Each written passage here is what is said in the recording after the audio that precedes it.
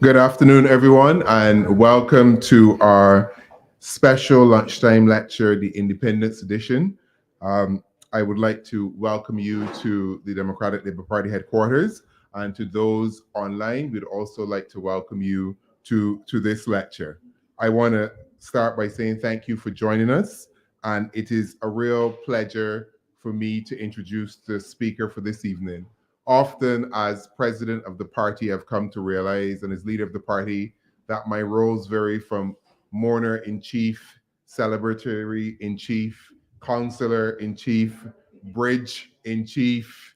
There are many roles as a party leader you face. Uniter in chief, hugger in chief, shoulder to cry on in chief, and often sometimes the joyous moments are misplaced, or sometimes we do not acknowledge them. And today is a real joy to introduce someone and who I think has one of the finest minds in Barbados, and not just to tourism. And I think Dr. Kerry Hall is a brilliant daughter of the soil. And often we do not celebrate people in their presence. And everyone knows me, I make a habit now of celebrating people in their presence, because it is something we need a little bit more of in our country, a little bit of kindness and a little bit of how to honor and respect and cheer each other on. I take real pleasure and a single honor in doing this particular task today to introduce Dr. Hall. Dr. Hall is a double graduate from University in the West Indies with a honors degree in management studies and a PhD in tourism history. She also holds a master's in hotel and food service management from the Florida International University. Dr. Hall has had many roles in tourism: Chief Tourism Development Officer in the Ministry of Tourism. She's been a trade consultant and a tourism and entertainment services consultant. She has been a director of people development and training at Sandy Lane Hotel. She's written many papers, white paper on development of tourism in Barbados from 2012 to 2022. She has been chairperson of the Tourism Advisory Council. She has helped to develop the Grenada Strategic Plan on Tourism, and I can go on and on. There seems to be nothing in tourism that Dr. Hall has not been able to do or has not done with style and with class, and above all, with a sense of intelligence and duty to the countries that she has served in the Caribbean. I want to now introduce today's speaker for the lunchtime lecture, our own daughter of the soil, Dr. Kerry Hall.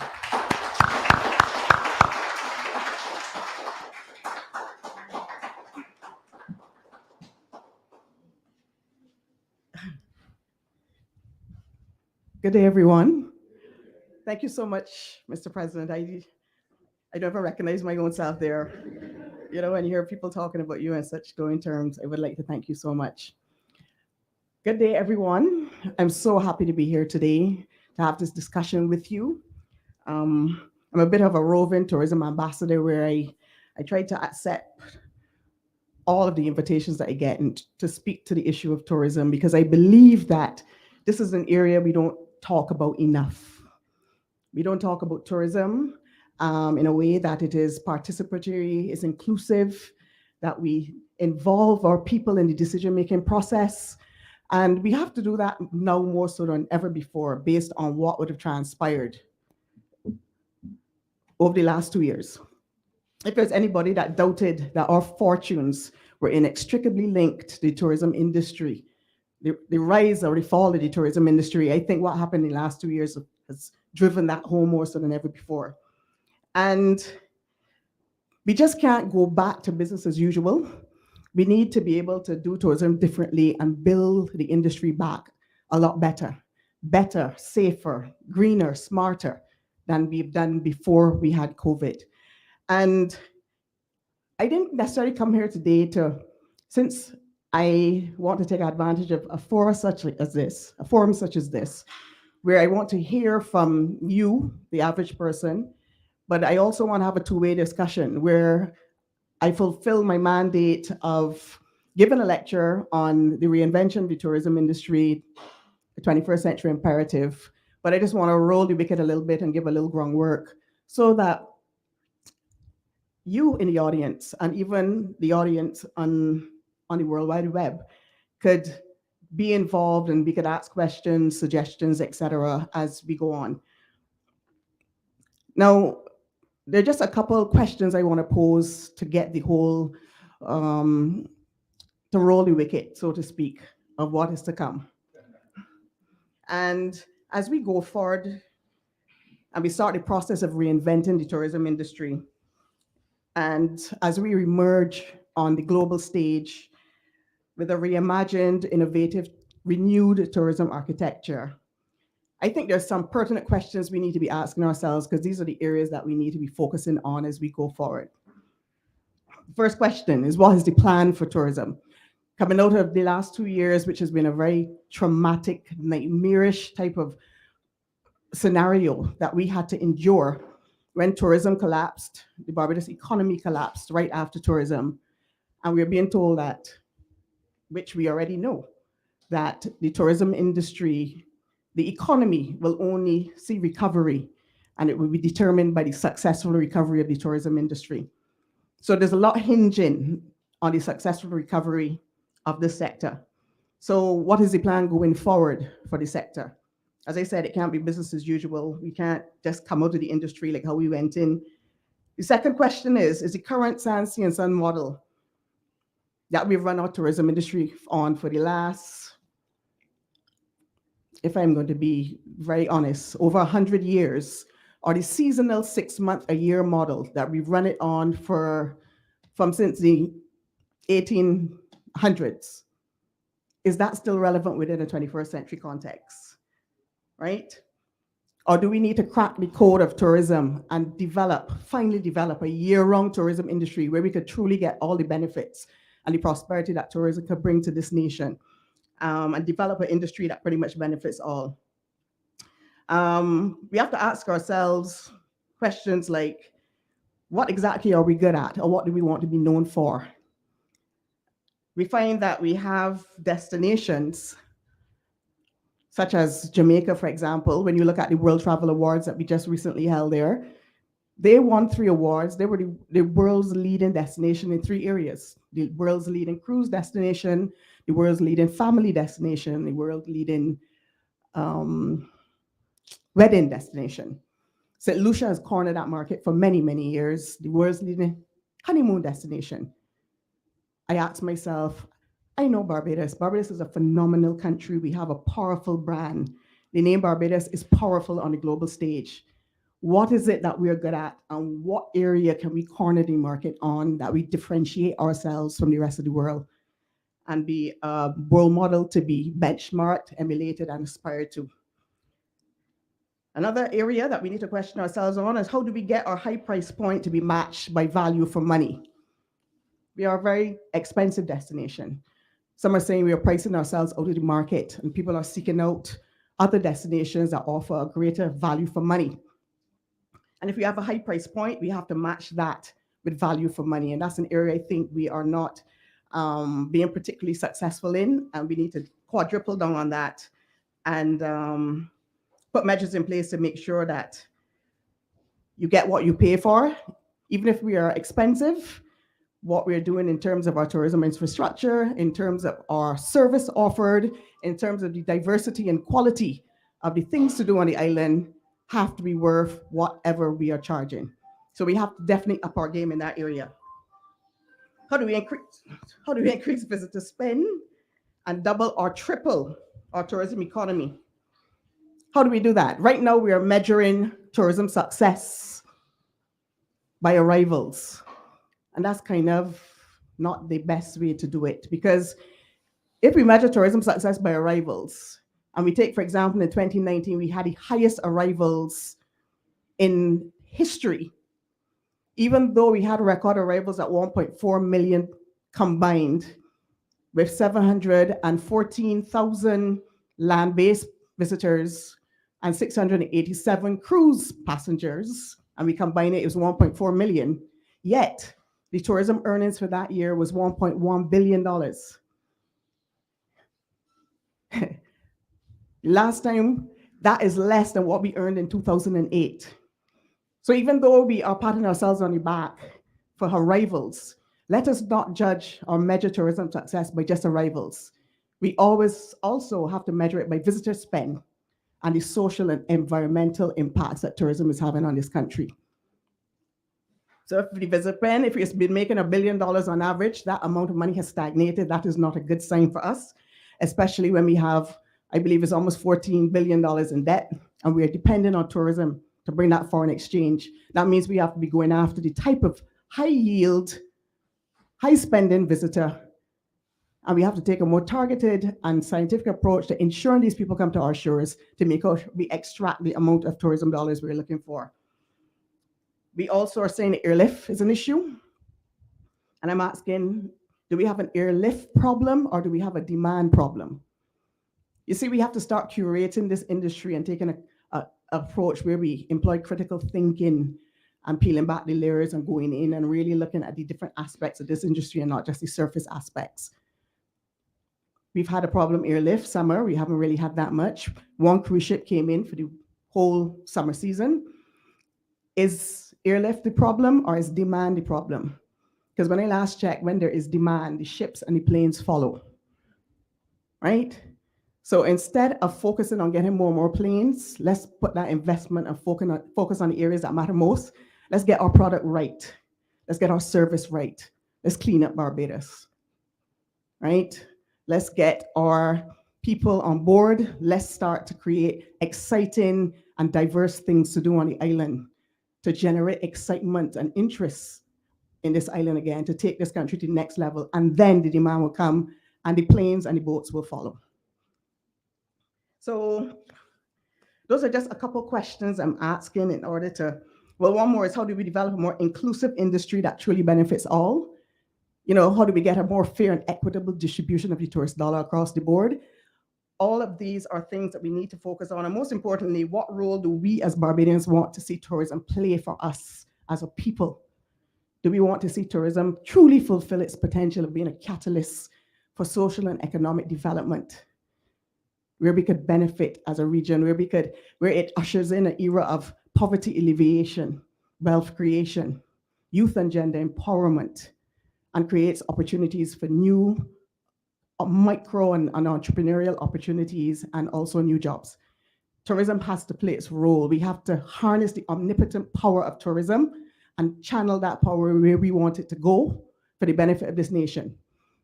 The tourism tail could no longer wag the tourism dog. We have to control it, and we have to ensure that it's a transformational force for good, and the benefits outweigh the costs. All right, that's just a little bit of a food for thought type of session there before I get to the reason why I'm really here. Because I want us to start thinking broadly about tourism and these issues, because our fortunes are attached to the success of the tourism industry. So we have to get it right. We have entered the era of the fierce urgency of now. So we have to get it right, and we have to get it right now. Time is not waiting on us. Our competitors are not waiting on us. So, as I said, my topic was reinventing the tourism industry. And the questions are, what do I mean when I say reinvent the tourism industry? Why do we have to reinvent it? And why did I specifically pull out the 21st century? Seeing that Barbados has been in the business of tourism in the 18th century, the 19th century, the 20th century, and the 21st. Little known fact, Barbados was in tourism from back in the 1700s. Remember, George Washington was our first early, really famous visitor. He came here in 1751. Barbados was a health resort back then.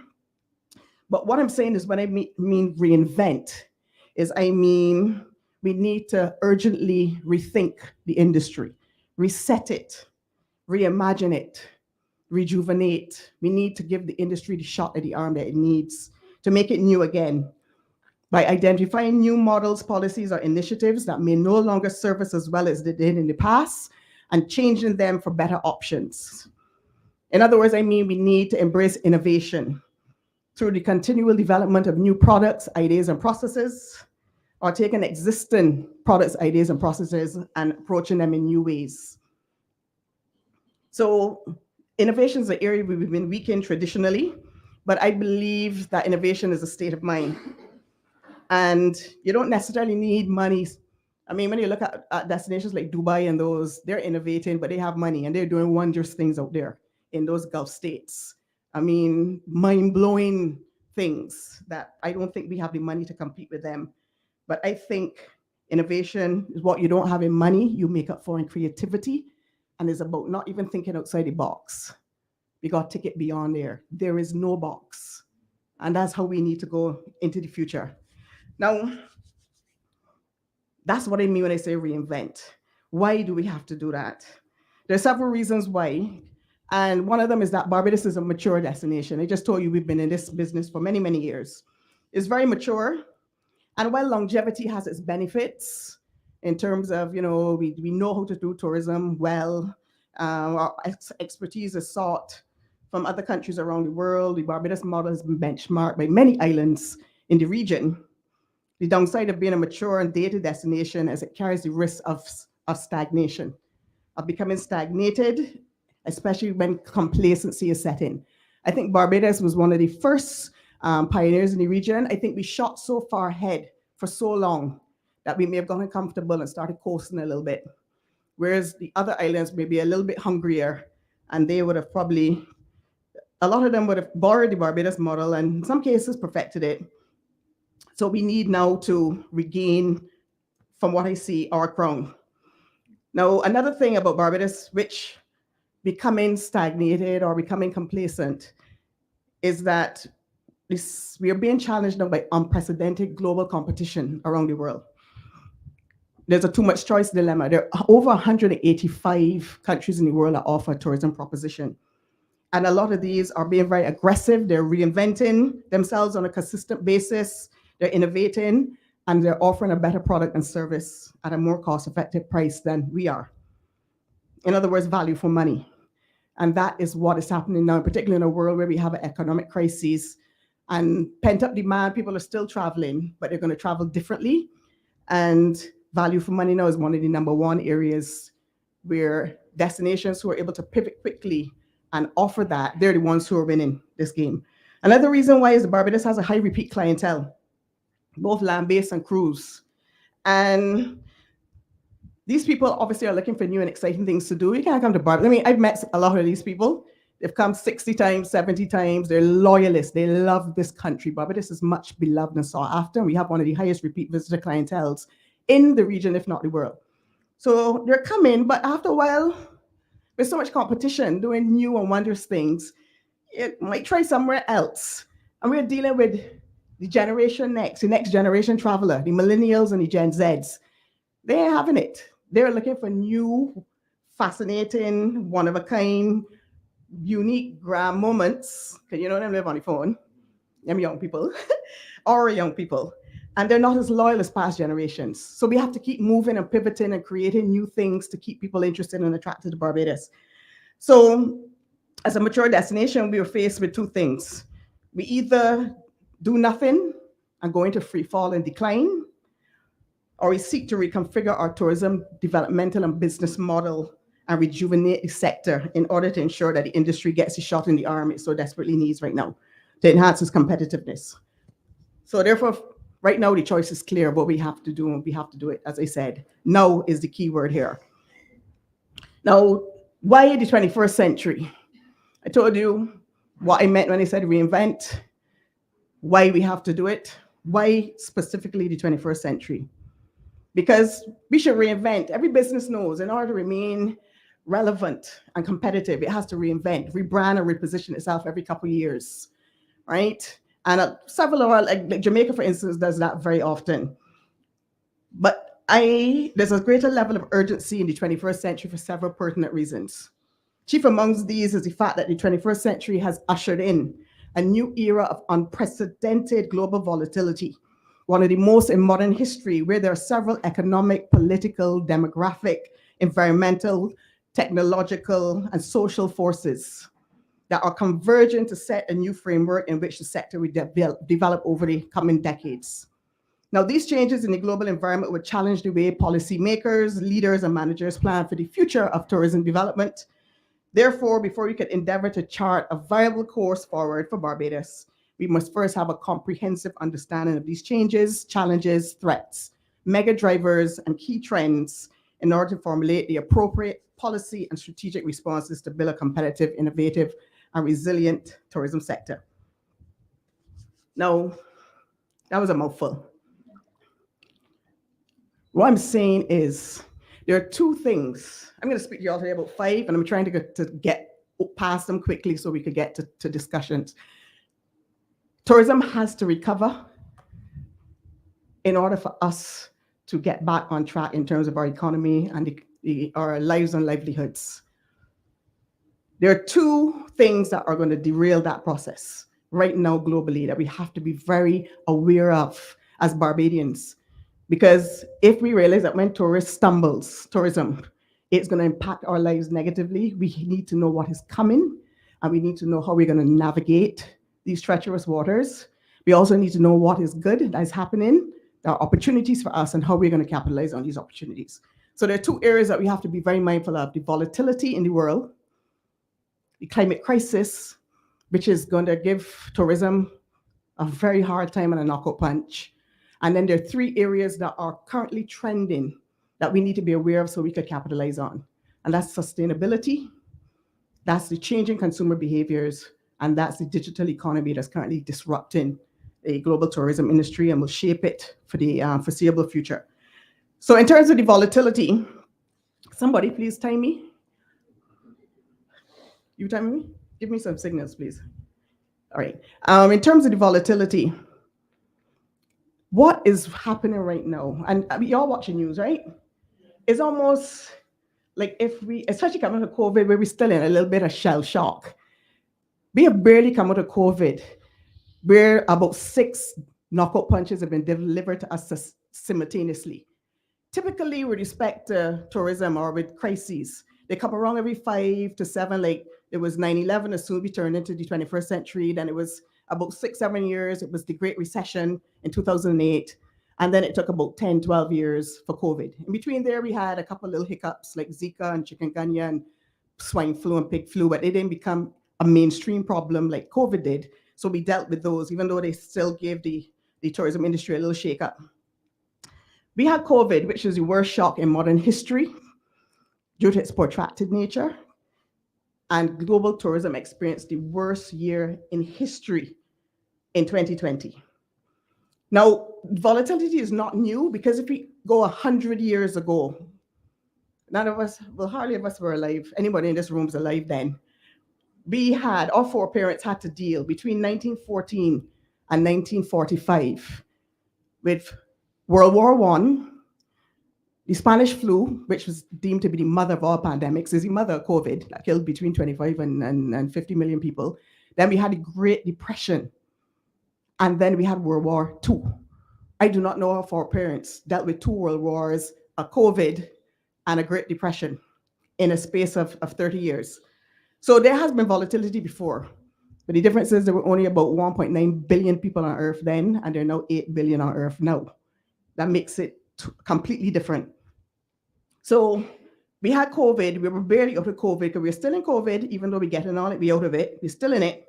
Then we had the geopolitical conflict with Russia and Ukraine, the geopolitical tensions that are still going on with North Korea, South Korea, China, and Taiwan. Every day we have a prospect of World War III being dangled in our face, which is not a very comfortable prospect at all, right? So we have that. We have supply chain disruptions from COVID, the war, and the climate crisis. We have daily natural disasters. Even here in Barbados, we had to deal with COVID, but we had to deal with a freak storm, a hurricane, flash floods, heat waves, droughts, and ash from the volcano.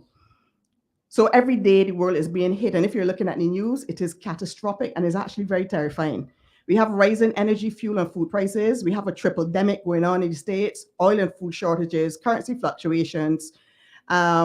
And all of this is part of the global cost of living crisis, as well as next year being forecasted to be more devastating as this year, as inflation increases and they said America's going to have a recession in England. So none of these things. Oh, I forgot this one. As much as we're talking external shocks, let's not forget the internal problems, the rising crime. Now, this is a scourge or blot on the landscape of the region, the most tourism-dependent region in the world. We cannot afford for this crime to get out of hand. And in many cases, it has. And that can derail tourism development. Actually, any of these potential crises that I just spoke to you can. And it's very worrisome. And it's obviously the world has now entered a new normal. And this is with a kind of high levels of uncertainty and instability that are inevitable, unpredictable, and forecasted to increase. And any of these have the potential to severely cripple the economy, the tourism economy, at a very short notice. So even though tourism has exhibited its historic and extraordinary resilience, the point is, how long will this go on for? At some point, we're going to reach economies of scale. People are still traveling because of the pent-up demand, so they're still traveling. But it seems like these problems are going to go on for the foreseeable future. So how long is this going to last? And when is tourism going to stumble? Once again, how do we plan and manage and develop the tourism industry within this vortex of volatility? Now, they said a crisis is a terrible thing to waste, and we learned two valuable lessons during COVID. One was how important or critical tourism is to our economic development, but we've also learned how risky it is for this island to be overly reliant on a singular sector for its economic survival that is as fickle or vulnerable to external shocks as tourism is.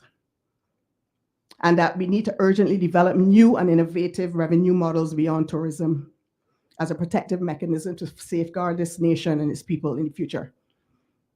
So what I'm saying is, I'm talking here economic diversification, because as much as we rely on tourism, and tourism loves stability, once things are stable, tourism will bring home the bacon every time. Volatility is tourism's sworn enemy. Once things are too volatile and the tourism industry stumbles, our economy stumbles and our livelihoods stumble behind it. So even though it has bounced back and the Caribbean is experiencing the greatest rebound of tourism in the entire world, the Caribbean. But the point is, all of this economic crisis, natural disasters, everything is going to threaten tourism industry. And we have to look at diversifying our economy to find other areas besides tourism that will buffer our economy, not if, when tourism stumbles again, because these levels of crisis are going to increase. And it's very worrisome. But if we know, it is in our interest to also plan for future crises so that we will not be caught with our pants around our ankles again.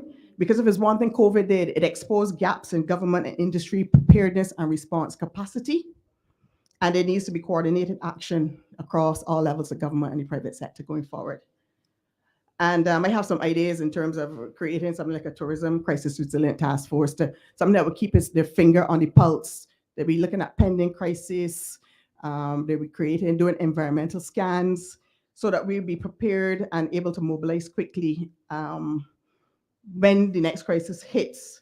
We tend sometimes to be too reactive. And if we are going to exist in this new world order, we have to be a lot more proactive, and we have to see the crisis coming down the road and prepare for it and not wait for it to hit. And we go through what we went through for the last 2 years. So I hope we have a playbook for tourism that we created coming out of COVID. As I said, a crisis is a terrible thing to waste. And I hope we have written down what we need to do when that happens again, so we will not be under, as much pressure as we have been in the last 2 years. The climate crisis. Can you give me a time check? How much? Okay. The climate crisis is one of the biggest threats facing tourism today, is the climate crisis. Maybe we're not really looking, we're seeing these things happening and it may not resonate because we are getting some bad weather and certain things happening, but not as bad as we're seeing on TV that's happening around the world. Wildfires, droughts, floods of biblical proportions, rising temperatures and droughts and food shortages, etc. But I'm here to tell you today that we are the next on the front line for that level of climate catastrophe. And global emissions are at the highest levels in human history and continue to rise and wreak havoc across all four corners of the world. Right? The Earth's warming and sea level rise are getting worse, with the situation deteriorating at a faster than anticipated pace. And a lot of this happened over the last 20 to 30 years. So in the 21st century, I keep going back to the 21st century.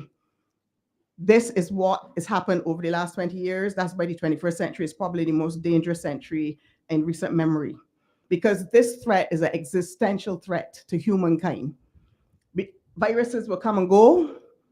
They will stick around. We will brace for it, go through a year or two as we realize now it's going to be happening. But this climate crisis is something that is coming, and it is long term, and it has the potential to destroy the world as we know it. At a recently held COP27, which is the Conference of Parties, the biggest climate change conference in the world, the UN Secretary General Antonio Guterres issued a very dire warning, stating that we were on a highway to climate hell with our foot on the accelerator.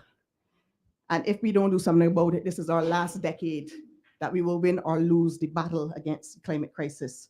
And if we don't get it done, the impacts will be irreversible and mankind will be doomed. This is why we have to be concerned about what's happening here with the world heating up and the sea levels rising and droughts, etc. The real tragedy about this story is that although the Caribbean only contributes less than 1% of the global greenhouse gases, the region is expected to be amongst the earliest and the most impacted by climate change in the coming decades, at a cost, according to the IDB estimate, of over $22 billion annually by mid-century. And that's a price tag. We can't afford that. We don't even have enough money as it is. And the fact, and also the World Travel and Tourism Council forecasted that the Caribbean will be the most at-risk and dangerous tourism destination between 2025 and 2050. That's a very terrifying prospect for the most tourism-dependent region in the world. Now, this is going to be very challenging because by dint of tourism's very construct, right, climate change is going to destroy the very natural assets that the region depends upon to sustain its economies and the quality of life of its people. Now, I'm not trying to be the bearer of doom and gloom and bad news, but this is something that we need to know about and we need to be aware of so that we can prepare ourselves as a nation and know what we need to do. Not if, when. The impacts of this region will be catastrophic due to the fact that the region's tourism model is primarily based on sand, sea, and sun tourism. So the coastal communities in particular will be severely threatened by direct and indirect impacts of climate change.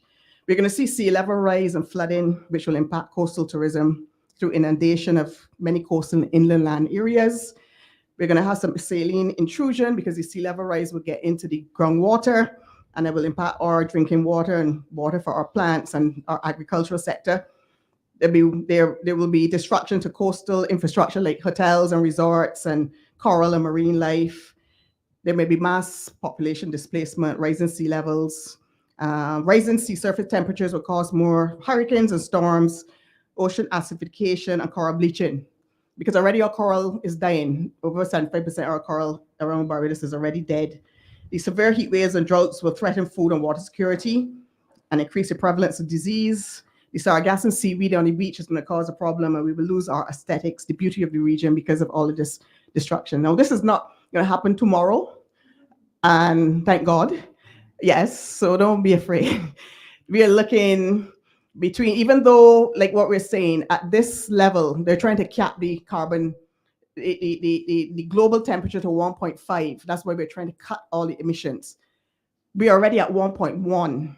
And the destruction I see at 1.1, I don't even want to see what is going to be at 1.5, right? So we have to be mindful of what is happening. We have to be mindful of the impact it will have on our tourism industry, and we have to seek to, in all of our planning for tourism in the future, we have to build in resilience of how we are going to build greener and more resilient economies and what we're going to do to protect our tourism industry going forward. Because if this is going to be if this is going to be going to have this level of devastation impact on the industry that we depend upon to provide us with the foreign exchange that we need to pay our debts and to pay for what will be destruction. Because, as I said, when you look at the destruction that happened during COVID with respect to the floods and the ashfall and the freak storm, that was money that had to be diverted to build back that infrastructure that is required to pay for our health, for our schools, or other areas. Even though at the COP, the rich companies agreed to give the poorer countries money to build back the infrastructure that was destroyed by climate change. But we don't know how that's going to happen. We have no guarantees. So right now, we still have to be looking out for ourselves and to sail our own boat. So that is something else that is going to also threaten. So it's the volatility and it is the climate change that are the two biggest threats right now to tourism that will derail the tourism recovery, the phenomenal tourism recovery that we're currently experiencing. Now, the area of sustainability, I'm now getting into the area of that we need to capitalize on the opportunities that these areas bring. So on two separate charts, we have to be fortifying our economies and our country and preparing for the volatility, preparing for the climate crisis or the climate change, the effects of climate change, but we still can't throw tourism to the wolves. Tourism is a very important sector. There's a lot of investment in tourism infrastructure. A lot of people are employed. So it's not a matter of just replacing tourism and going and getting on with it. So we have to fortify our industry on one side while we prepare for the negative impacts or the shocks that are going to shake this industry to the core. So sustainability is one of they deem sustainability to be the primary and moral economic imperative of the 21st century. Sustainability came about as during COVID, that long, costly pause. COVID was terrible for jobs and livelihoods, but it was wonderful for planet Earth. Because when we paused and the Earth stood still, a lot of people realized, wait, Mother Earth regenerated. People in China were seeing the stars for the first time in God knows how long, because the amount of smog and thing there. In India, they were seeing the Himalayas for the first time. You know, we were seeing biodiversity coming back. Fish had returned. Life came back to Earth again. And a lot of people realized, oh my God, we are killing this planet. Because by human activity, because by just standing still, the Earth started to heal. So a lot of people came out of COVID seeking to rethink how we develop and manage the tourism industry and seeking to rebuild in a more sustainable manner. There are three areas of sustainability that are being implemented at the global level. At the level of destination or government, at the business level, and the consumer. It is the visitor that's driving this sustainability thrust. Several companies are adopting a more holistic and balanced approach to tourism. Like typically, how we used to run tourism. Well, I don't think we're there yet right now, but we have to get there. A lot of destinations are going there. We just focused on profits, get as much people to come into the country, unbridled growth. If it diminish the quality of life of the locals, so be it. If we had to knock down trees and then to build hotels, so be it. We're just thinking profit. We realize that that's not the right way to do it, that we have to take a more balanced approach, where we now put in equal focus on the economy, the society, and the environment, our profit, people, and planet. The three pillars of sustainability, and merging them into a single sustainable and inclusive growth agenda, ensuring that the benefits of tourism outweigh the costs. Now, a lot of countries are taking what I call a quality versus a quantity approach, where I'll give you some examples of a couple of countries around the world. Thailand, for example. Thailand has 10 million residents in Thailand, but in 2019, Thailand welcomed 40 million visitors, right? That puts so much, over the years, they've had to shut down beaches because people just destroyed their environment. The place just congested and noisy and cost of living going up. It was a mess. And they have decided to shift their focus to more high-end travelers rather than a large number of travelers. So people are doing away with mass tourism, where you just want droves of people to come in because they realize that is destructive. You find a country like Amsterdam, they've recently adjusted their marketing strategy from destination promotion to destination management and devised a plan called Perspective 2023.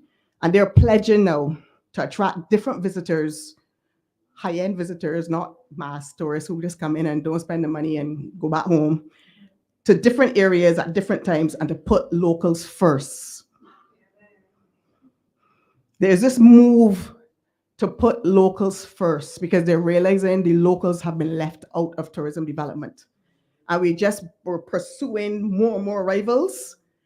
And wherever the locals felt, however the locals were disadvantaged, so be it for that tourism dollar that the locals weren't getting because the trickle-down economics wasn't getting to the locals.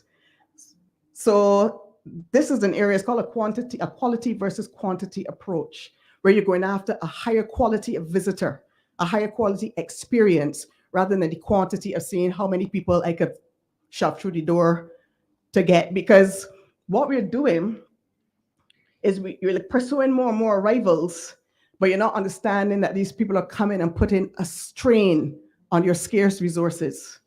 You understand? They're coming in, using up all the water, the energy. Our solid waste management systems are under pressure. You understand? And then they go back home. And then we are left. Because Barbados, for example, is a water scarce country. And we don't want to get to a point where there's conflict. In Maui, Hawaii, there's conflict. They're a water scarce country. But what is happening? The locals are being restricted to their water uses. They're being fined heavily if they do non-essential, like watering plants or washing their cars. And the hotels are allowed to use as much water as they want, up to 1,500 liters per room per day. And it's causing severe conflict between the local residents and the tourism sector. We don't want to get to a stage in Barbados where we have to choose between providing water for locals, providing food for locals, or providing it for the tourists. You understand? And based on what is happening with climate change, where droughts are going to make our water more scarce, it's going to make our food supply more scarce. And at some point, so these are issues we have to look at going into the future. So in terms of quality versus quantity, this is a very interesting concept, and I believe Barbados, we need to move in that direction as well. We're looking to enhance the tourism visitor spend and the tourist dollar. That's not going to occur by happenstance. We see more and more people are coming, and the tourism earnings have remained stagnated over the last 10 years. Granted, in 2008, they had a Great Recession, so we never quite recovered from that. But other islands have, which means we can too. So we now need to take a more targeted and scientific approach to the types of visitors we're bringing here. We need to do some research, and the research tells us that the visitors that are the highest spending, that earn more, spend more, stay longer, are health and wellness visitors and cultural heritage visitors. These are two areas we could do extremely well in Barbados. We're dabbling with it a little bit, but we need to put some more structure around it. Health and wellness, Barbados was the pioneer in health and wellness tourism from back in the 1700s. We do it well. Our story is phenomenal. Would you believe that back in the 1700s, we had such an eminent fraternity of doctors that people used to leave the States and England and come to little Barbados for treatment in the 1700s? So we have a fantastic history, and we need to dust that off and lead with that as a competitive advantage going forward as we seek out that high net worth traveler, high yield traveler that will spend money. So we will ensure that when people are coming in, our tourism dollars, the earnings, which by now we should double or triple, that we just not 10 years from now still making $1 billion a year from tourism. We need to push that up, even though, as I said, there are several factors that will challenge us doing that or threaten that. So anyhow, businesses also are operating more sustainably. People are being encouraged to support or patronize tour operators, hotels, companies, etc., that practice sustainable tourism practices. Even the airline and the cruise ships have made a move towards sustainability. The consumer, this is a consumer-driven phenomena. The consumer is who's driving this. Consumers are actually choosing destinations are companies that are practicing responsible and sustainable business practices. So they are looking to reduce their carbon footprint, to stay in green hotels, hotels that are exhibiting green policies, etc., to patronize local businesses. They want to support the local economy, to give back to local communities. So this is a feel-good type of traveler now who wants to, they want to ensure that the only footprint they leave is not a carbon footprint, but one that they leave is the ones they leave in the sand. And they also, as I said, we have to be wary of this, because if the visitor of today and tomorrow is choosing a destination that is behaving in a more responsible way, that are looking to involve the Barbadian people, looking to support the local economy. When I say that, I mean local artisans and artists and farmers, and they want to make sure they leave the world a better place, and they want to change the world by changing the way they travel, so they don't come in and overrun the country and litter all over the place and use up all the water. They want to do things responsibly. We have to also make that shift here in Barbados in terms of our businesses in order to remain relevant and competitive and to attract the right type of visitor to our island, because we haven't really had a very good record. And we do have some companies that are doing that already. And I'll call some names like Cocoa Hill Forest, Walker's Reserve, Peg Farm, Eco Sky Water, Dive Barbados, Blue, Future Trust Center, Local and Co. There are some companies that are going in that direction. And we need now to ensure that they are role models to be benchmarked by other companies and that we also move in this direction. All right, I am going to kind of step on it right now. The other thing, this is my favorite part. One of the things I've been driving tourism for many, many years. Can I remember I wrote something called a white paper about 2008, 2009, about 13 years ago. And I spoke about this new traveler that was driving a new tourism, right? And it was different from any other traveler in history. And they're the ones who are setting the pace for global tourism. And if we don't understand this new traveler, get to know them well, and get to ensure that what they are looking for, we have the type of product for us to remain competitive and for them to, as I said, right now we seem to have stalemated a little bit because the growth and the activity we're seeing in our other Caribbean islands, somehow we're not really seeing that here in Barbados, right? There's a little worrisome to me because there's some islands that, as I said, Barbados is the grand dam. Barbados and pretty much Jamaica is the grand dam of tourism in this region. But Jamaica is still going from strength to strength. Jamaica is the #1 destination in the Caribbean. I expect Barbados to be up there with the best of them. So the fact that that's really not been happening, we have to kind of really start doing some serious research and finding out what this new traveler is looking for. And in some ways we have been doing it, but to me, we take too long to implement. If this information was around for 14 years, we should have been a lot further by now. So the modern day traveler, the person that we're dealing with now, is more sophisticated, more educated, more experienced, more quality conscious and demanding than their predecessors. They have more choices and they're seeking unusual, authentic, unique experiences. This isn't the traveler like this who's want to come, gonna fly and flop on a beach. They still have those, eat burgers and fries. These are people who want to immerse themselves in the communities. They want to get into the DNA of the destination. They want community and cultural immersion. They want exciting, off the beaten path experiences, once in a lifetime. They want to mingle with the locals. And this is now the new type of traveler. They're sightdoers more than sightseers. Remember the old traveler was sitting on a bus and drive around and just take the little island tour? No, they want to get out.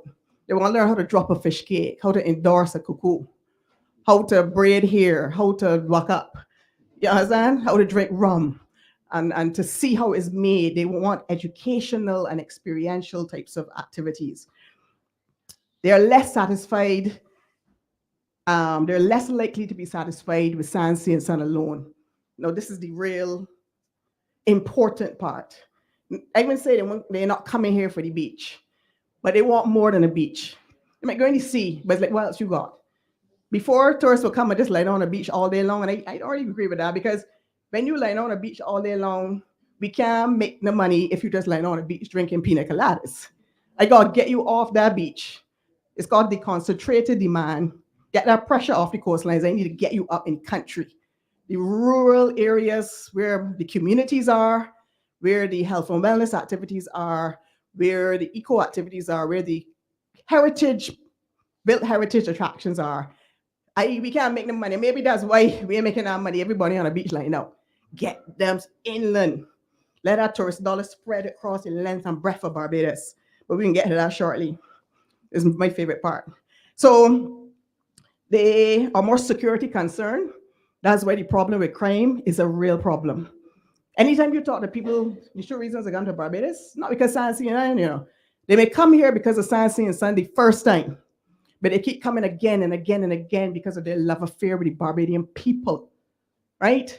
So they come here because of the people who we have not integrated to the point that we should, but that's organic because the tourists find the Barbadians and the Barbadians are welcoming and friendly and they create their own relationships. But we should set up a structure where we create more opportunities for informal interaction between our visitors and Barbadians. But the thing is, they say two things, the people and because they feel safe. I spoke to a young lady who came here to stay at her luxury property the other day, and she told me, Kerry, I feel really safe. She said, I feel safe, more safer in Barbados than when I'm in London. They say Barbados feels like home. That's the ultimate compliment anybody could pay anybody else. You don't live here, but when you come here, it feels like home. That is our oil. That is our goal, right?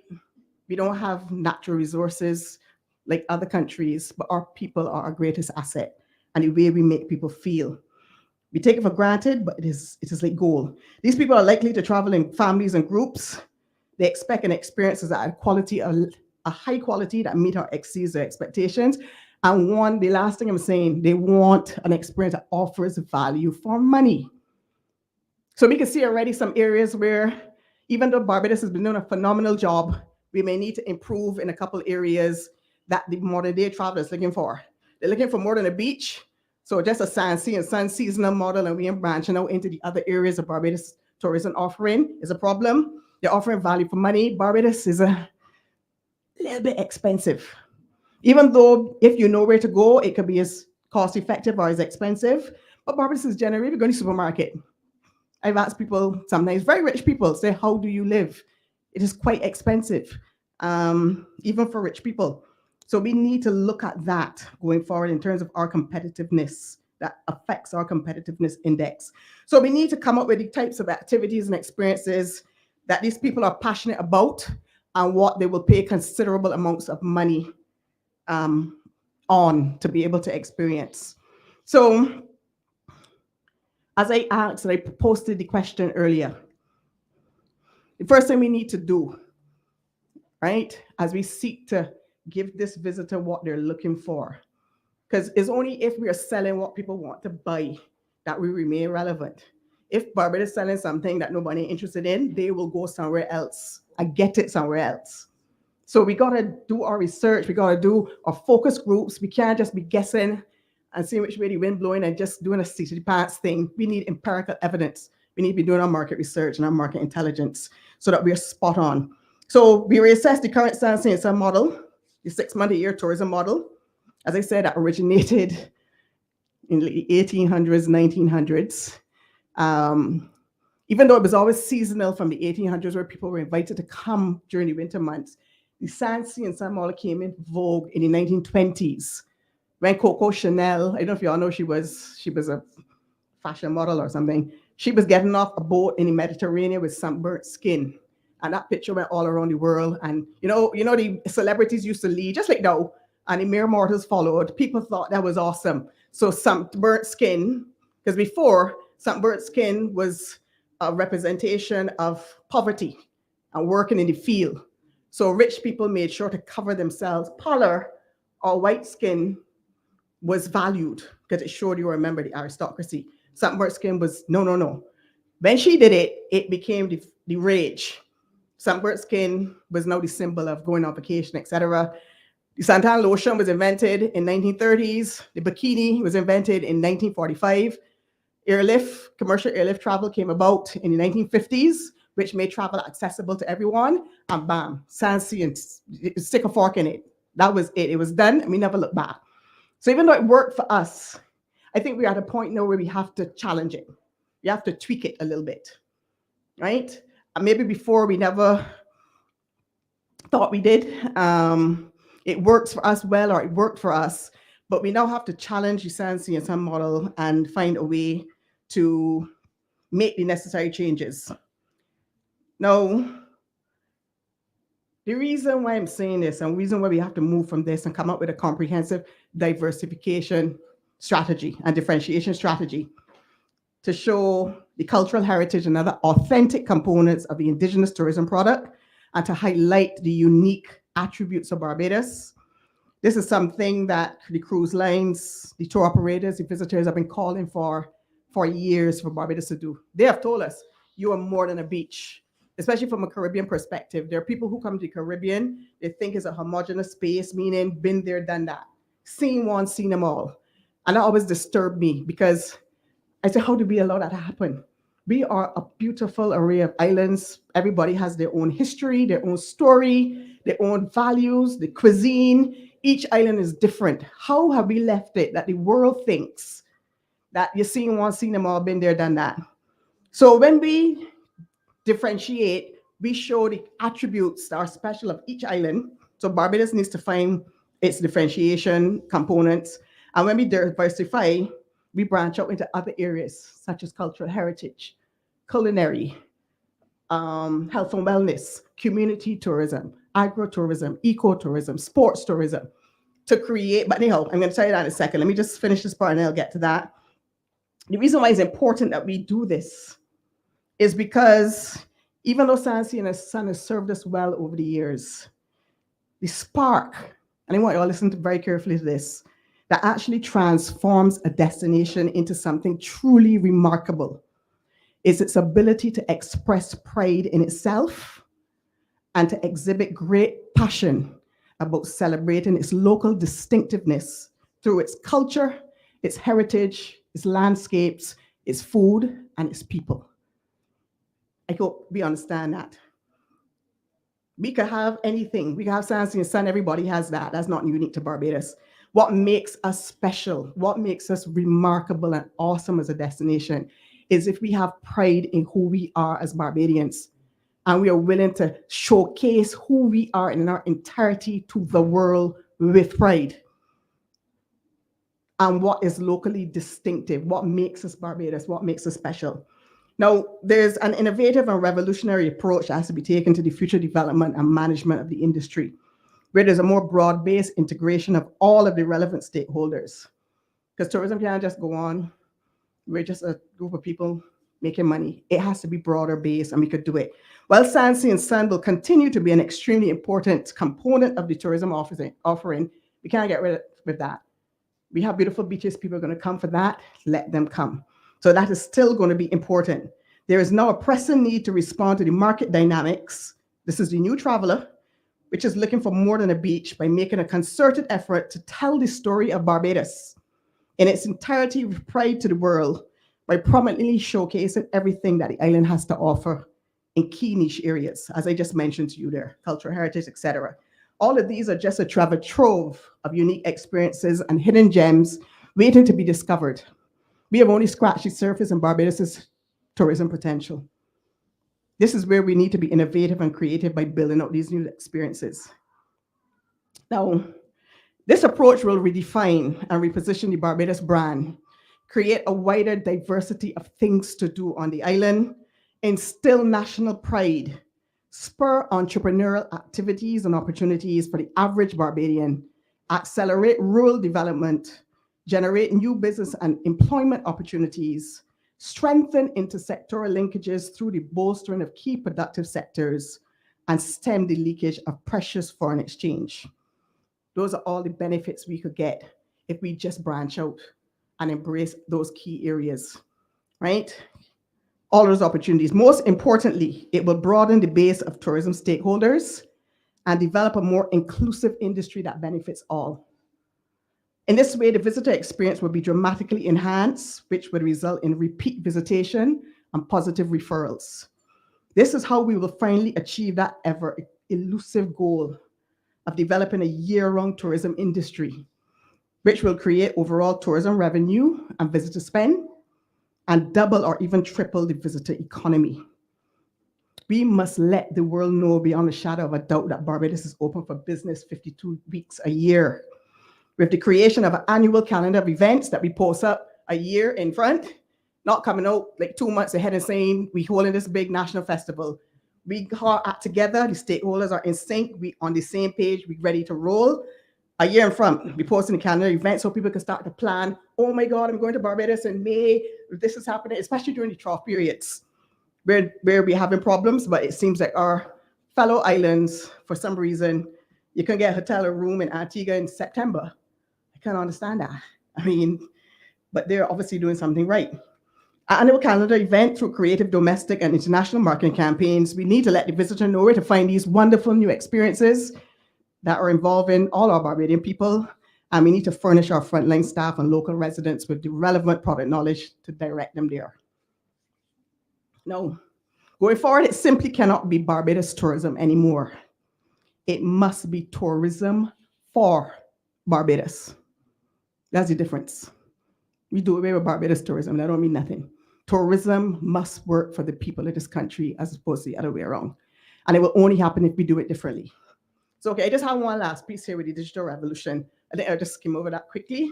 This is very important because digital revolution or technology, this is currently disrupting the global tourism industry at a rapid rate and has the potential to shape the future. Now, if there's one thing that came out of COVID was the complete acceleration of the digital economy. We had a lot of new technological advances because of COVID that will last us after. We're talking Zoom, touchless, cashless payments, online purchases and delivery, e-commerce, virtual tours, etc. What was good for us is because we tend to suffer with a little bit of what I call technological inertia, where we weren't too good in that area before COVID. I always say that COVID was horrific and terrible, but there were certain things about COVID that worked. That if COVID didn't happen, we would not have been rested out of our complacency and apathy to get up and do. Because of COVID, Professor Dwayne Devenish told me about this modernization process called innovation by necessity, right? And that's what we had to do. We innovated that's how I know we can innovate. It took the light of COVID to light a fire under us, but we innovated by necessity. And a lot of us got up and implemented a lot of technological advances into our companies.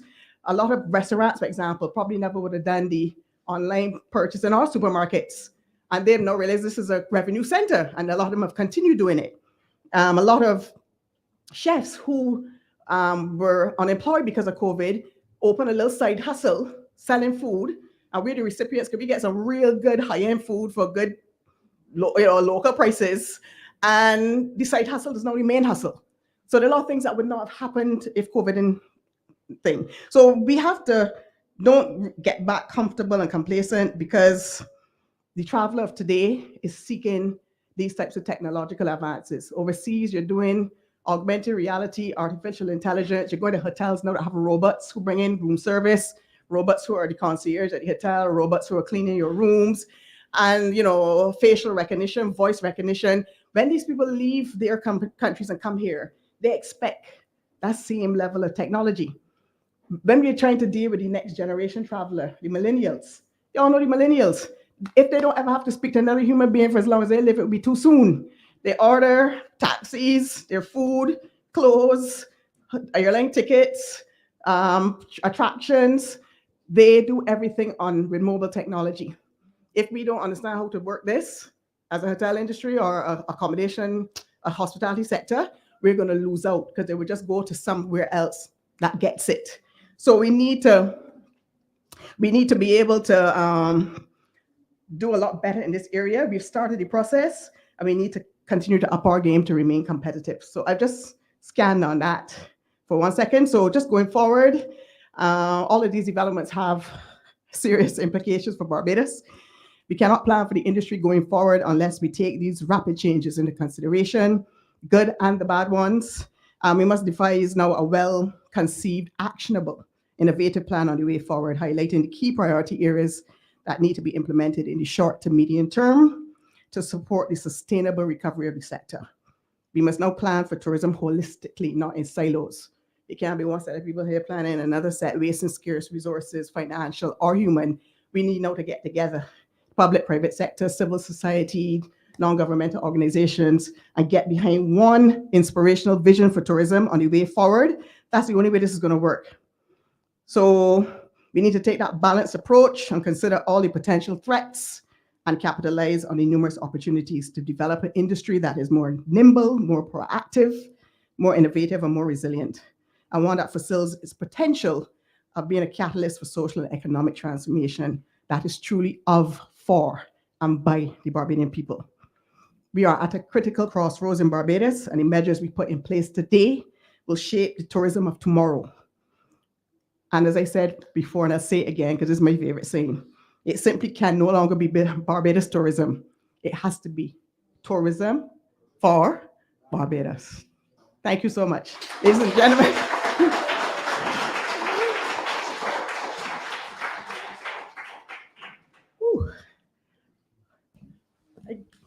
Thank Questions? you for listening. I will now take your questions. Those in the room, those. Very good presentation. Ms. Hall, you said something that jumped out at me because I've never read it, I've never heard about it before.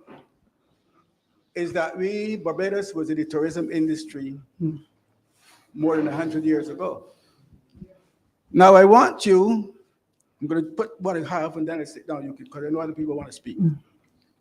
Can you give me an idea? Because I knew you, when I was in Parliament, I know you had presented the paper. It must be lying somewhere in the ministry. I don't know if that group down there reads. Shall study. Yes. Do you have an idea what revenue, since you said that we were promoting health tourism at that time? Never heard about that, really. What was the revenue base that brought in at the time? Do you have an idea about that? Because I know what the revenue from tourism for the country up to 1961. It was only $37 million. Right. And of course, it went to about $400 million by 1966. That I do know. So I want you to tell me if you know the revenue base, since we were in this tourism industry so long, if you have any idea what the revenue was. I always feel a certain way about this topic because I worked in the industry for 2 seasons. And I got my first car, albeit not a new one, out of the tourism industry. So I have a feel for it. I knew when the Hilton Hotel was building, and being a laundryman before that time, I went to a number of the hotels in those days, Coral Reef and down at the West Coast and up. So you mentioned Jamaica, which is doing quite well. In fact, Bartley, who is the Minister of Tourism, has said that they have recovered COVID. Yes. We are still here struggling. Record-breaking arrivals in Jamaica, yes. Now, finally, the comparison between Jamaica and Barbados, Jamaica still has a high crime rate. It still has a high, I'm not promoting Barbados in this regard, because we're struggling, and if we don't do something with the crime rate, we're going to struggle even more. Right. But Jamaica has a lot. I travel, do some traveling, and when I go to certain countries, they ask me, what part of Barbados is Jamaica? Or what part of Jamaica is They Barbados do ask you Jamaica? that. You're absolutely correct, yes. The Bahamas, that was questioned. Yes. So Jamaica do have a lot going for it, even though it have a high rate. The music and the entertainment and so on has been very promotional. Marcus Garvey, an icon. So it is interesting, and I hope they do read your paper. But I want you to answer the question, what was the revenue base when George Washington around that time came here? And if what beach he lied on? What beach he went to? He used to drink a lot of rum, I can tell you that. This as an inauguration, he didn't toast with champagne, he toast with Barbados rum. He made sure to carry a couple barrels, have them sent up. He loved it. He never forgot his time here in Barbados. He was only 19, he was a young boy. But okay, let me start with the last one first. Matter of fact, no, let me start with the first one first. And I want to get to the crime thing with Jamaica, how they still make it work, and why Barbados cannot afford it, based on the our land, the scale of our land space, right? Land mass, right? With respect to tourism, when George and those were coming, it was still unofficial. The word tourism, and I use it tongue in cheek when I say tourism, because the word tourism made its first appearance in the Webster's Dictionary in 1811, right? Tourist was seen for the first time, the word tourist, in 1772. So because it's only when I did my PhD, when I started to look at, people used to come to the island and write what you call travel logs. And I started to read those, pieces of documentation that had been written in the 1600s or 1700s. And I realized, even though tourism, the word, was not created as yet, these are touristic activities that these people are doing. So I declared they would call it tourism. So when he came, it was still a very informal sector or industry, because Barbados people came here for the climatic conditions, the year-round sunshine, the even temperature, because like in the Madeira Islands, the temperature was either too cold or too hot. Barbados had the same temperature all along, and that was good for one's health. The quality water, the most important thing was the bracing trade winds, the medicinal properties of the bracing trade winds coming off the Atlantic coast, the eminent fraternity of doctors. And all of those combined to create a real climatic condition that brought about, that restored health. It was restorative. So much so that Barbados was known as a place to go for people with pulmonary diseases or diseases of the lung. George's brother came here for TB. Hey, I like you. You got it. You got it. George brought his brother here, but he was in the latter stages of tuberculosis, so he got here too late. But pulmonary disease is something like COVID. Because COVID is a disease of the lungs. COVID is mash up the lungs. That's why I told the world, come to Barbados. Those who want to restore their health and rehabilitate, this is our opportunity to capitalize, right? So the hospitality sector came about in the 1700s as well, where the first hotels appeared in Bridgetown. And these hotels were owned by Black and mulatto women who were like ex-lovers of the planters. The planters held on to the billion-dollar sugar industry and get them the hospitality industry. And they made a lot of money. And it was the first or the only instance of Black entrepreneurship that was allowed to flourish within a slave society back then. So we only started to get organized in the late 1800s when the sugar industry collapsed. And tourism, like it always does, rose like a phoenix out of the ashes of the sugar industry, like it rises out of the phoenix of the Great Recession or COVID, and it assumed its position in front. So the government was not interested in tourism because the plantocracy were the ones in the legislature. So they were interested in spending all the money to resurrect the sugar industry. So they were not interested. So the private sector is who led the early tourism industry. The first association was in 1911. So I'm going somewhere with this. Even though they were not really keeping records back then, the Barbados Blue Book in 1908 attributed a lot of the prosperity that the island was experiencing to the tourism industry. That's actually written down. They didn't want to admit it, but they had to. And one year was over 100,000 pounds, which back then was a lot of money. And ships were coming in with visitors. And another article said that on that day, over 2,000 pounds was spent from just visitors being on the island. So we started to create in the early 1900s, late 1800s, what was the beginning of what we know today as the tourism industry. So they had 3 phases. From then to the First World War was the first phase of growth. In between, the interwar years, the second phase, and then the post-World War II phase is the phase we're in now. By positive view that after COVID, we got to start a 4th phase. So money was made, but it was not captured. It was captured in the accounts of the country, but not to the stage of what it is now. But they did admit that tourism was keeping the country afloat during those horrific times when the sugar industry crashed. Because the thing is with Barbados, right? And we got to learn some lessons. We are a monocrop culture. It was sugar was rum queen, sugar was king and rum was queen for 300 years. Tourism took about 100 years to overtake sugar as the #1 foreign exchange earner. And we exchanged one monocrop culture, sugar, for a second monocrop culture, tourism. We can't continue doing that. We can't do it now, for sure. We got away with it for 400 years, but we can't get away with it anymore.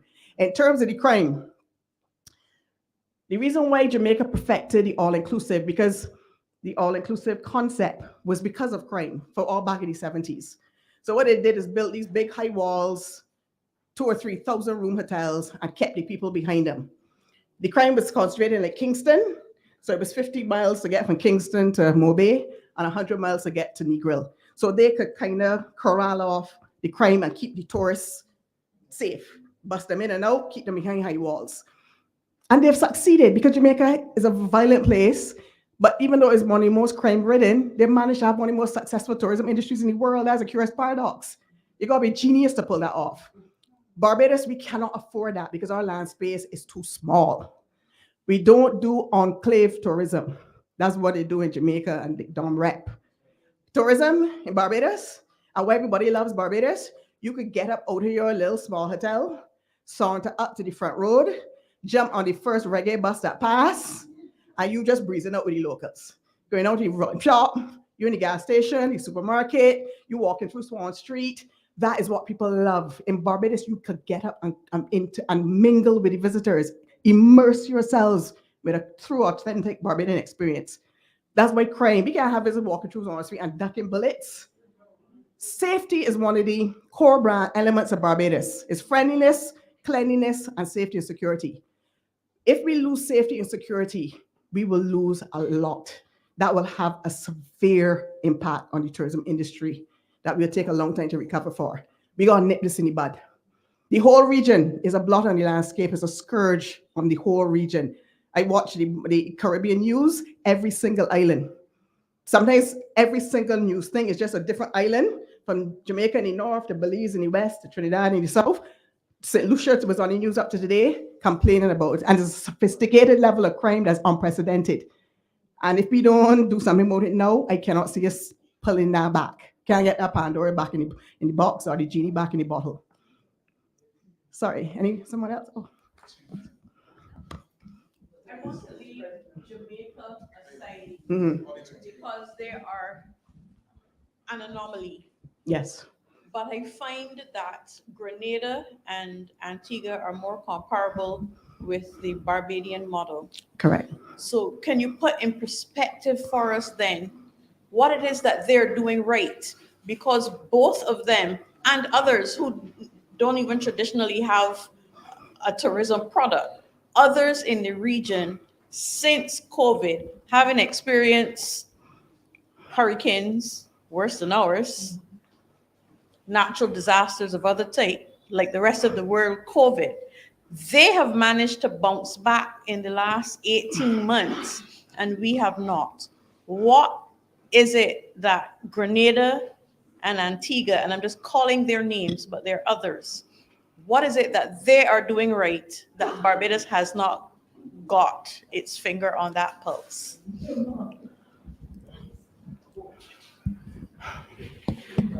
Okay, excellent question. I think that's a question that many, many Barbadians have been asking, and it's a phenomenal question. And there's several different components to that. You're right.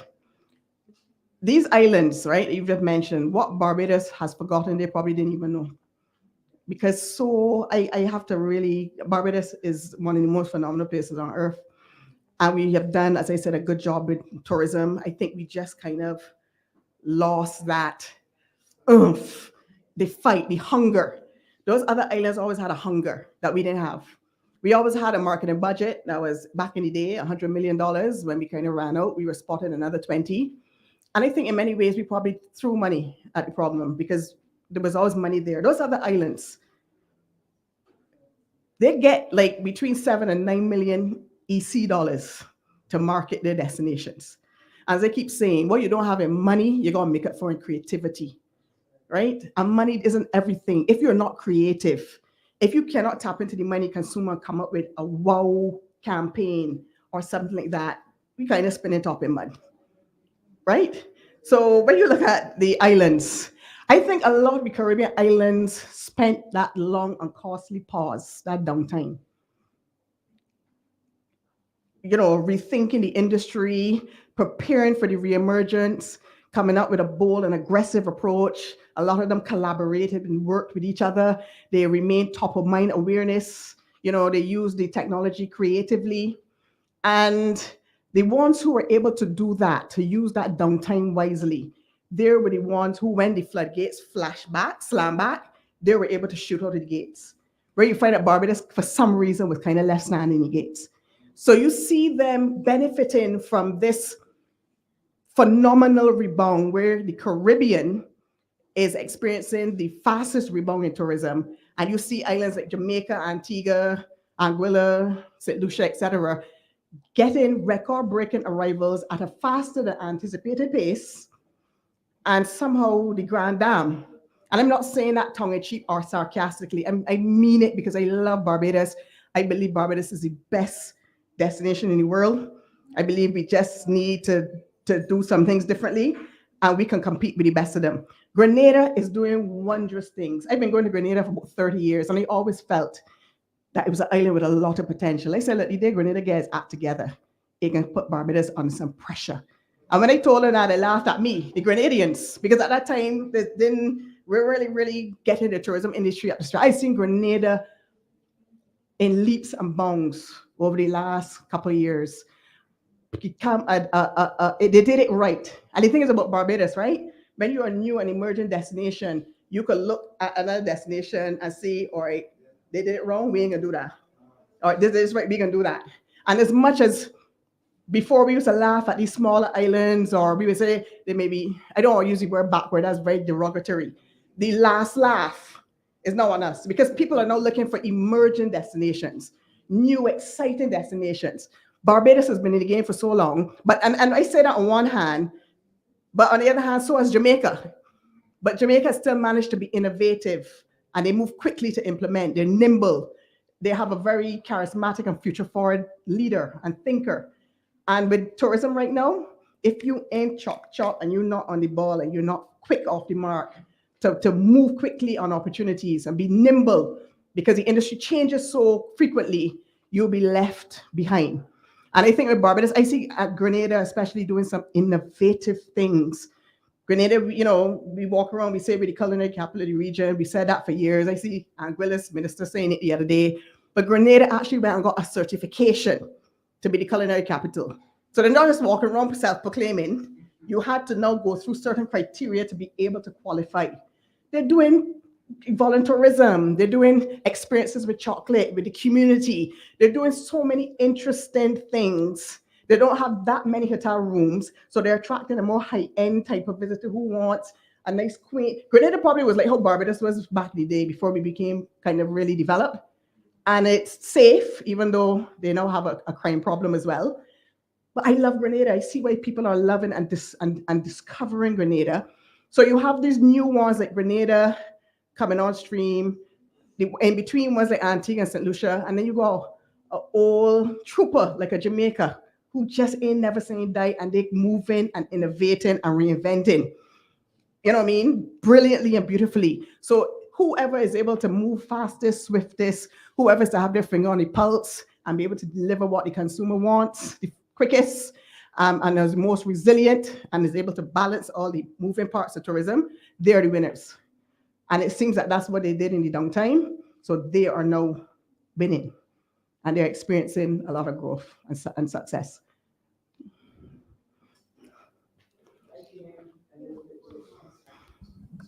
I came a little bit late, so I probably missed the most interesting parts.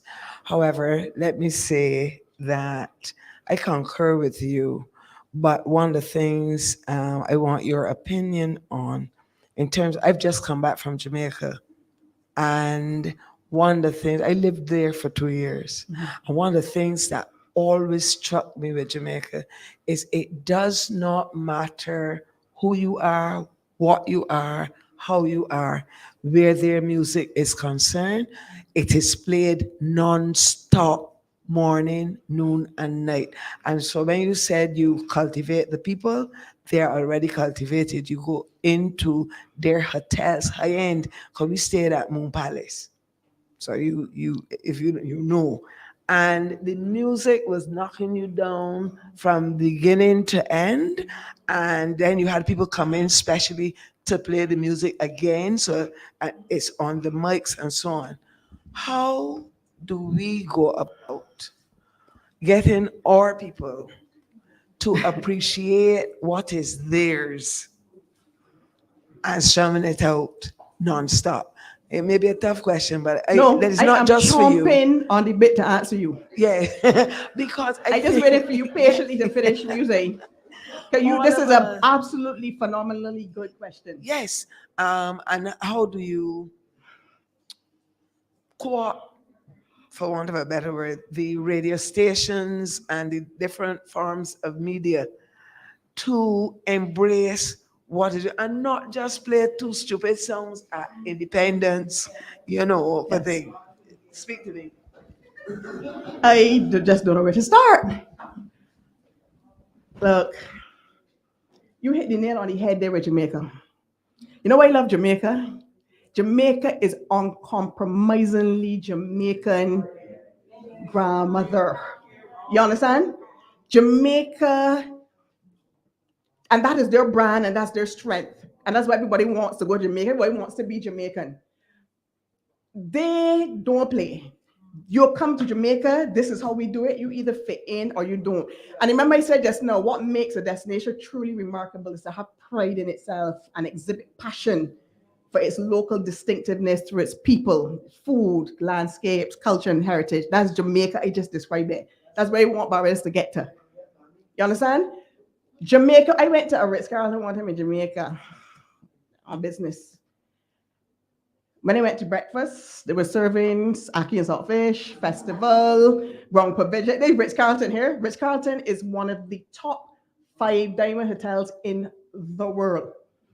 And Ritz-Carlton realized if you're going to Jamaica, we better drop it like it hot like the Jamaicans or stay out. They were serving all Jamaica delicacies on the menu. And I'm talking over 10 years ago.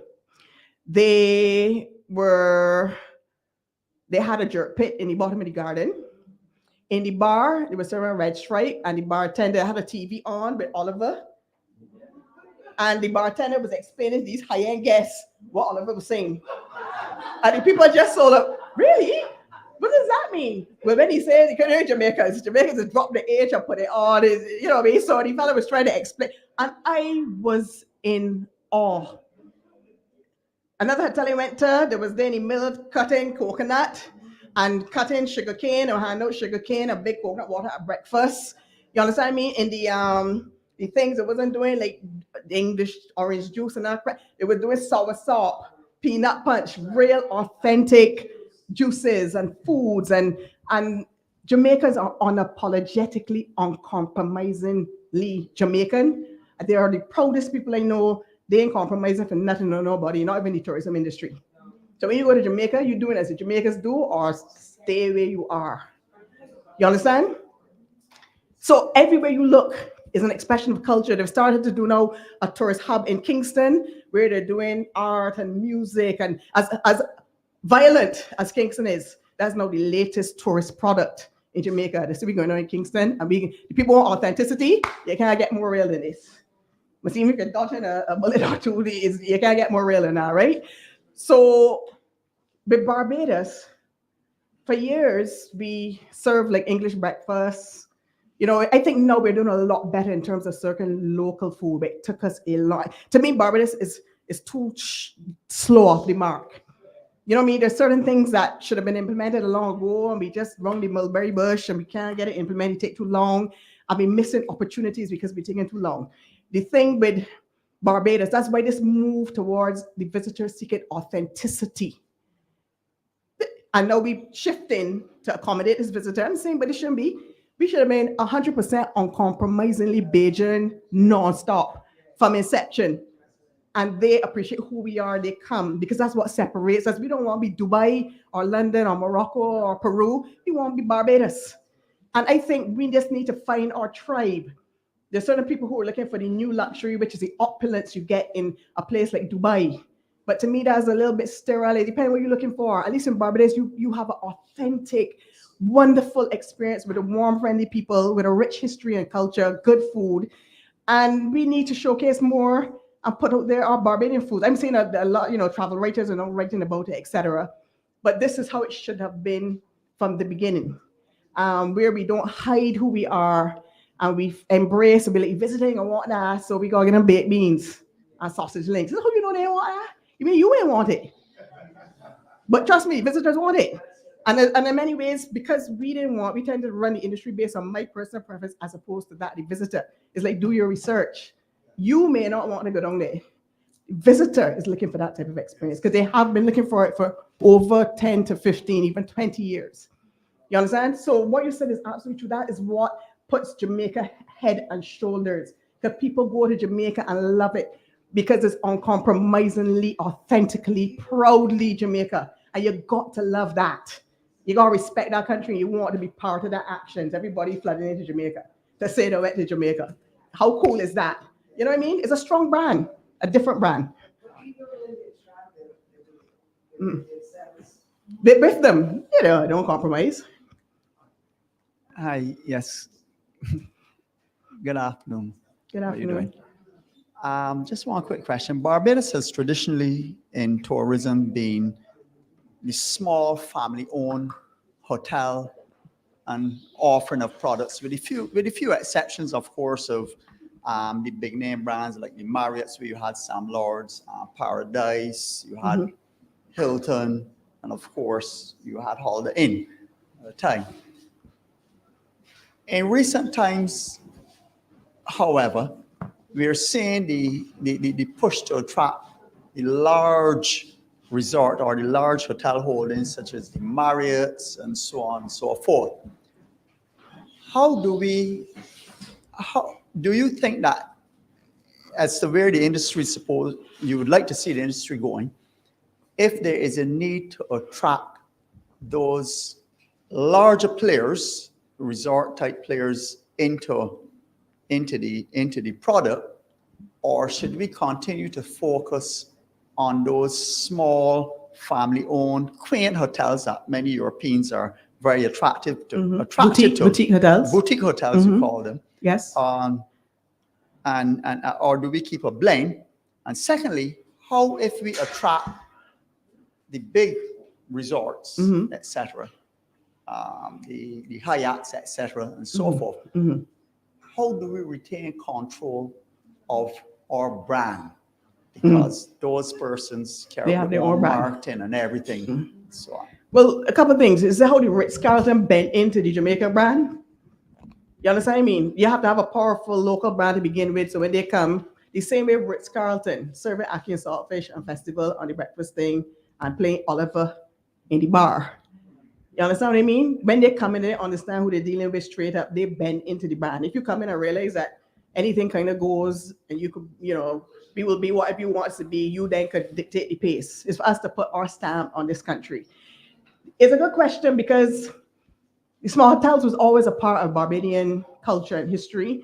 The first hotels were small hotels. When we moved out of the town, where the first hotels came, and it moved on to the south and east coast of Barbados. By the way, it was Bathsheba that was the tourism mecca in Barbados, not the west coast. The west coast was deemed to be a mosquito-infested swamp, not fit for hotel development. So for years, nothing happened there. All the action was in Bathsheba, believe it or not, on the south coast. But small hotels that were run by a sole proprietor, high personalized service. The three things back then in the 1800s, my guests came to Barbados was because the accommodations were clean, the food was good, and they've got personalized, excellent service. You see how, more things change and more we're saying, because we want the same thing now when we travel. So from back then, Barbados had kind of coined the whole, in terms of the type of service delivery and everything else. This goes back to my original point. We have to determine, and that's where a plan comes in.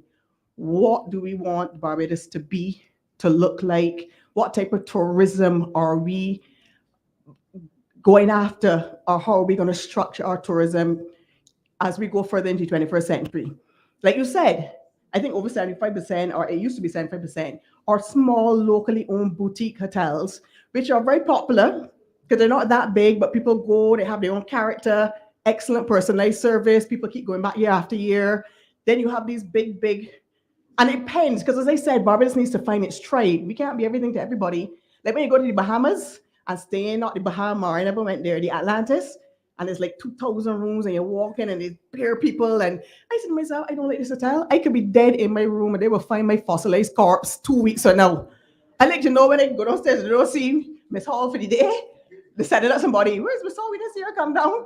Not that there are thousands of people walking through the casino and all this movement, and they do not know if I'm living or dead because I am one of 3,000 rooms.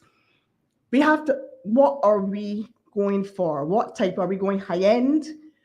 Are we going not necessarily high end where we want rich people that stay in Sandy Lane? High yield, which means as a traveler that wants to spend in the local economy to support local artisans, to go into local markets and farmers markets and spend their money in the Barbados economy with the Barbadian people to make sure their dollar is infused into the local economy in the pockets of the Barbadian people. And, you know, so if we have these lively little small hotels, that is perfect. Or do, because like Wyndham, Sandals Gas by Wyndham is over 400 rooms. So on one hand, it works, especially if we're looking to build, you know, I mean, we're looking at the MICE market with the conventions and convention centers, and we had Loyser, Erskine Sandyford. And because we have never cracked the code of that market, it's because we don't have a big convention hotel that could hold 100 people or 500 people. So we have these little kind of conventions in Barbados or conferences. So we need to know who we are, how do we want the world, what image do we want to put out in the world, you know, what type of tourism are we going to offer that will benefit Barbados? As I said, the balanced approach where we get the money, the profitability, the jobs, but the Barbadians' lives are enhanced and we do not destroy economy. So a balanced approach. We have to sit down and determine that, because once we determine that, we will know then where the money will be invested. You understand? We need to do that first. We can't do this city plans all over the place where we think, sit down and come up with an inspirational vision, reset the industry, reassess our priorities, and determine the role we want Barbados to play for Barbados, tourism to play for Barbados and Barbadians. So what you're saying is true. We need a mix because we need rooms. We need to be able to make sure that we can fill these rooms on a year-round basis, because it's not building a hotel and it's only full for 4 months a year or 5 or 6. You understand? So I positively view that before we go any further, we have to come to, we see some big, tall properties going up on the South Coast there. And some people are very agitated by that, because Barbadians, it was before you could not build a hotel above a coconut tree. So when Barbados see these big monolithic monsters, we're like, wait, I ain't in South Beach. What I mean, you know, what's going on? And we are uncomfortable with it, because even in South Beach, they don't really have that much. They're more across the road and smaller. But what I'm saying is we need to determine, so we don't be developing tourism willy-nilly, be all over the place. And we need to have our people at the epicenter where the businesses are able to get profit, the government is able to get the tourism revenue and visitor spend, and the Barbadians are able to get their fair share of the visitor economy through a fair and equitable distribution of the tourism dollar. So the plan needs to be able to cover all of these bases, and we need to envision tourism now and tourism 10 years from now and what we want to see for the industry. So we gotta sit down and pull out a Bristol board and a pen, one of the markers, and start planning. Right? And it has to be participatory, because I don't believe 10 or 20 people in a room have all the answers for tourism. We need to go back out. The last time we went out with the Barbadian people was when we did the white paper and we did town hall meetings, etc. And Barbadians got some good ideas. We got educated population and use it. You know what I mean? We need to involve them in the process, because tourism is really about people coming across our borders, and they're residents for the time they're here. So we want a fair exchange. We want to give them a great time. They pay their way, but at the same time, they're still using up our waters, and they impose themselves on the lives of the Barbadians. And Barbadians are accustomed to tourism, we get it, but we need to plan what this industry is going to look like in the short, medium, and long term. We just can't go on. And I think those other islands did that, and that's why the plan coming together. You understand? That's my opinion. Please, everybody, this is just my opinion. So I may be wrong. So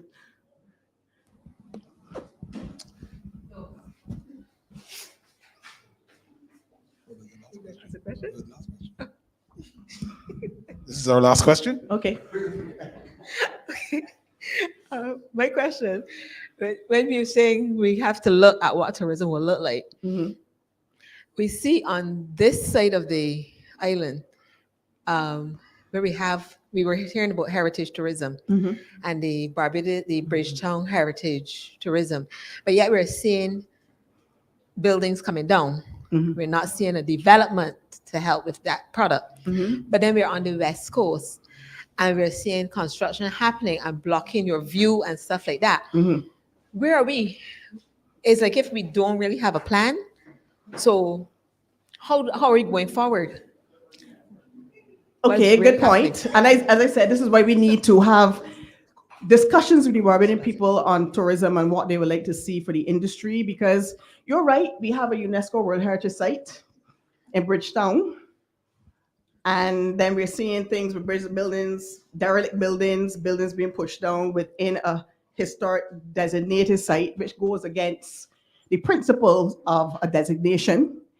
And the West Coast, I think when we started tourism development or hotel development in the West Coast in the 50s, there was no plan. That's why there are hardly any windows to the sea. It's kind of overdeveloped. And we didn't have the level of planning and carrying capacity, et cetera, that we have now. So what we do, we have a West Coast that is completely blocked up, no real windows to the sea. And maybe if we had thought differently, we may have considered like how they do it in Miami Beach and probably built across the road to make sure the sea, we wouldn't have that level of beach erosion, et cetera, or what it would have done that would have had a debilitating impact on the environment or the surrounding communities. So yes, so even though we are still building some hotels, we have to be mindful. Can you realize every time a hotel is going up, the whole community is turn out and like kind of pelt boat? I mean, there seems to be some conflict there. So we don't want a situation to happen where tourism, I think Barbadians understand that tourism is a goose that's laying the golden egg. We also understand that even though it's laying the golden egg, it also has the capacity to foul its own nest if not properly planned, managed, developed, or even controlled. So we have to involve our people more, because by not involving them, I see a situation has occurred where there's a general disconnect. We understand the importance of tourism, but we're disconnected. Some of us are indifferent. In some cases, there's outright resentment towards the industry by some people, particularly coming out of COVID. I said this before and got some licks for it, but I'll say it again. There's some young people who would like us to take tourism out behind the barn and shoot it, because they figure by now we should have developed something. They're more into technology. They think that we should probably have done other things besides tourism by now.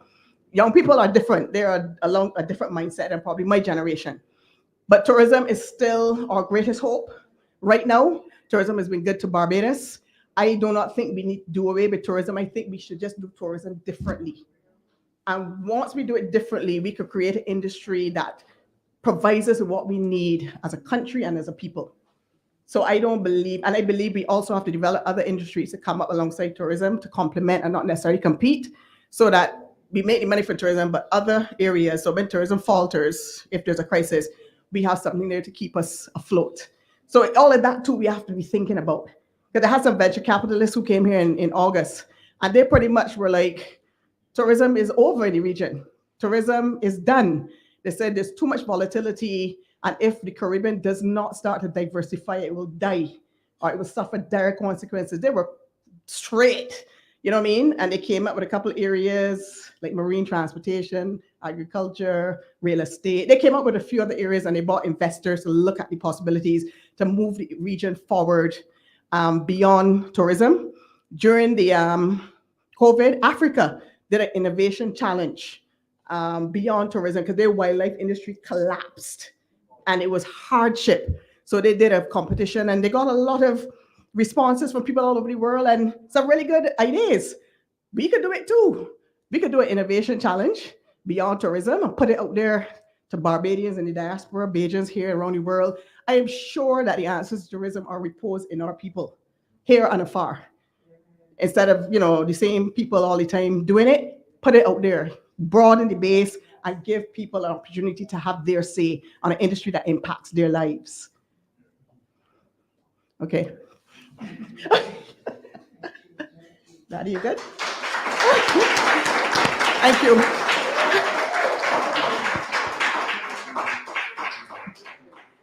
I want to thank all of you. Thank you for turning out. I was so blessed to see that so many of you came. I feel truly blessed and honored.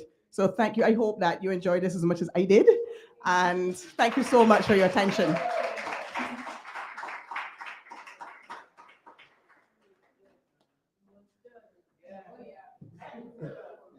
What a truly wonderful presentation indeed. Let us give a hand of applause yet again to Dr. Kerry Hall. That is what you consider a fantastic, down-to-earth, thought-provoking, intellectually stimulating man. Dr. Kerry, I love that. I love that. Long live the Democratic Labour Party and a daughter of the party indeed. I want to say good afternoon to everyone.